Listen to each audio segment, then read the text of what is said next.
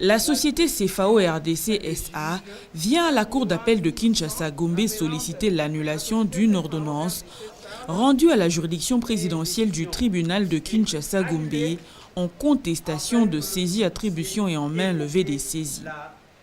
Ordonnance rendue en faveur des intimés, la société Centre Médical Diamant SARL, la société CEP Congo, la société Vodacom SA et la Trust Merchant Bank SA, TMB en sigle.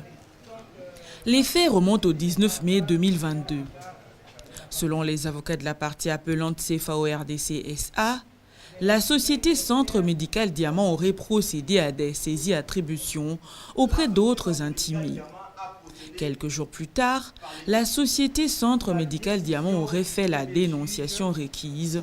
L'appelant aurait contesté les dites saisies-attributions en juin de l'année en cours à la juridiction présidentielle du tribunal de commerce de Kinshasa-Gombe. Le premier juge aurait déclaré irrecevable l'action en contestation introduite par la CFAO pour forclusion de délai.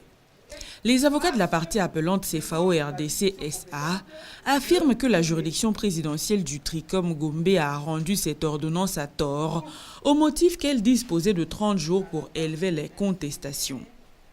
Ils soutiennent qu'il y a eu violation flagrante de l'acte uniforme dont le chef de l'intimé Centre Médical Diamant au motif qu'elle a fait plusieurs saisies. Les avocats de la partie appelante demandent à la Cour de dire recevable et fonder l'appel de la CFAO, annuler l'ordonnance de la juridiction présidentielle du tribunal de commerce, de lever les saisies opérées et condamner l'intimé Centre Médical Diamant au paiement de 2 millions de dollars américains à titre de dommages et intérêts.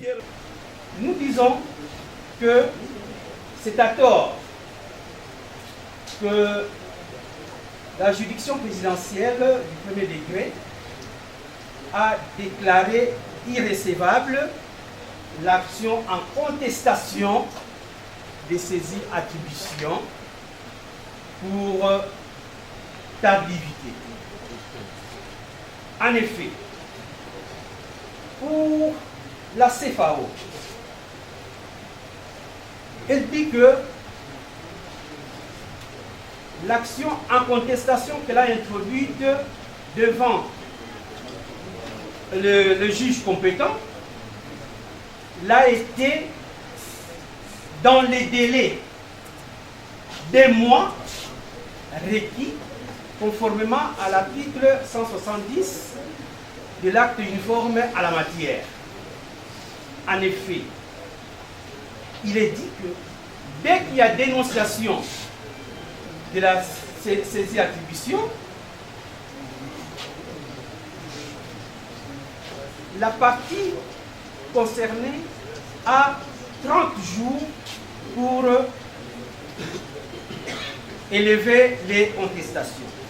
La société Diamant, le Centre Diamant, a fait des saisies-attributions auprès de CEP.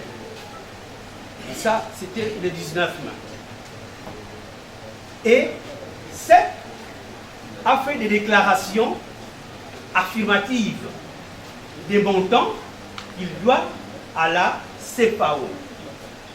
Et cette déclaration, en fait, couvrait déjà le montant de la créance. Mais au lieu de se limiter là, le Centre Diamant va encore faire d'autres saisies auprès de Vodacom, TMB et consorts. Et cela est préjudiciable à CFAO. Pour toutes ces raisons, Madame la distinguée membre de la Cour, nous plaidons en disant qu'il plaise à votre cour de dire recevable et fondé l'appel formé par CFAO, en conséquence, annuler purement et simplement la décision entreprise et évoquant, vous direz pourquoi, que les PV de saisie attribution ainsi que l'acte de dénonciation en matière sont nuls pour violation des dispositions légales en la matière. Les avocats de la partie intimée, la société Centre Médical Diamant pour leur part, soutiennent que leur client a procédé par le biais des huissiers de justice pour la saisie-attribution dans différentes banques. Ils soutiennent en outre que les dites saisies ont été annoncées régulièrement à l'appelante. Ils soutiennent encore que la CFAO serait hors de délai dans sa saisie au juge. Les avocats de la partie intimée Centre Médical Diamant demandent à la Cour de dire le présent appel non fondé et confirmer l'ordonnance de la juridiction présidentielle du tribunal de commerce de la Gombe dans toutes ses dispositions. La société Centre Médical Diamant a procédé par les biais des huissiers de justice à la saisie-attribution des créances dans les différentes banques de la place. Cette saisie-attribution est intervenue en date du 19 et du 20 mai de l'année en cours. Et ça a été dénoncé régulièrement à la société CFAO en date du 25. En date du 25 mai de l'année en cours. Et il est bien écrit que la société CFAO n'a fait qu'un mois, conformément à la présente étente de l'acte uniforme, pour porter ces contestations devant la juridiction présidentielle concernée. Malheureusement, la société CFAO, toujours dans ses équilibrations, est allée saisir le juge le 28, c'est-à-dire hors délai. La date qui devait expirer le 27, qui est bien repris dans l'acte de dénonciation, c'était le 27 juin. Lui vient le 28. On vient ici, sans pourtant vous lire la loi, on vous lit les textes là, on a ramassé de ça et là. Mais nous, on commence par la loi. La loi est claire, puisque le premier juge ou la chambre ou la juridiction présidentielle du tribunal des commerces de Gombe a rendu une œuvre savante. Par ce motif, sous toute réserve généralement quelconque, plaise à la Cour des CA, principalement quant à la forme, de dire le présent appel totalement non fondé, par conséquent confirmer l'ordonnance entreprise dans toutes ses dispositions.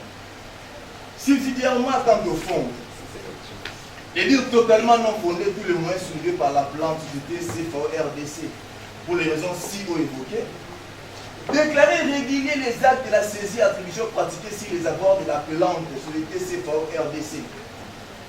Par conséquent, ne pas accorder la main levée de la saisie attribution des créances du 19 et 20 mai 2022, sollicité à tort par la société CFAO-RDC, SARL. Dire aussi que la postulation en dommage et intérêt de l'appelante société CFAO-RDC est irrélevant pour des préjudices civils et des dispositions légales appuyant cette demande. Les avocats de l'intime CEP Congo font constater à la Cour qu'ils ont respecté les prescrits de l'article 156 de l'acte uniforme. Ils soutiennent avoir fait leur déclaration dans le délai avec pièces à l'appui de la valeur de ce que détenait la CFAO dans ses livres. La CEP Congo avait fait sa déclaration le 19 mai 2022 avec pièces à l'appui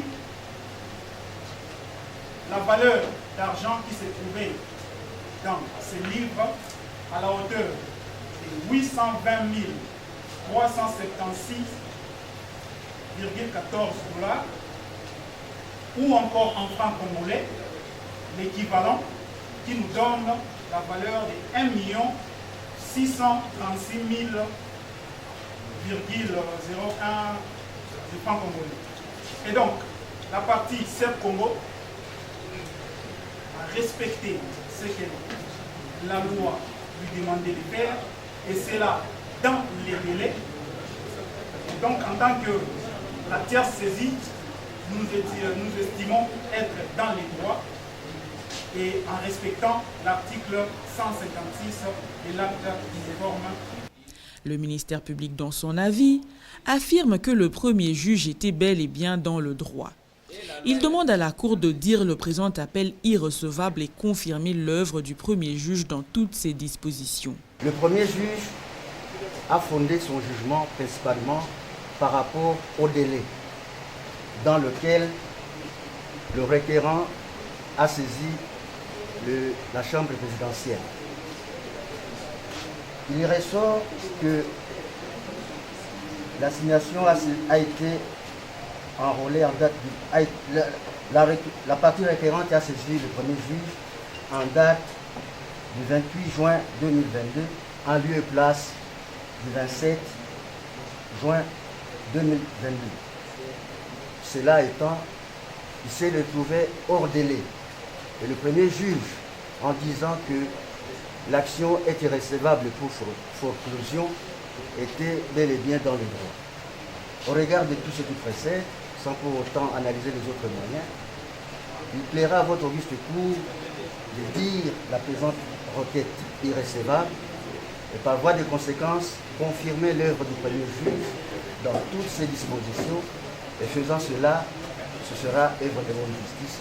Après avoir entendu toutes les parties et l'avis du ministère public, la Cour clôt le débat, prend la cause en délibéré pour rendre son arrêt dans le délai de la loi.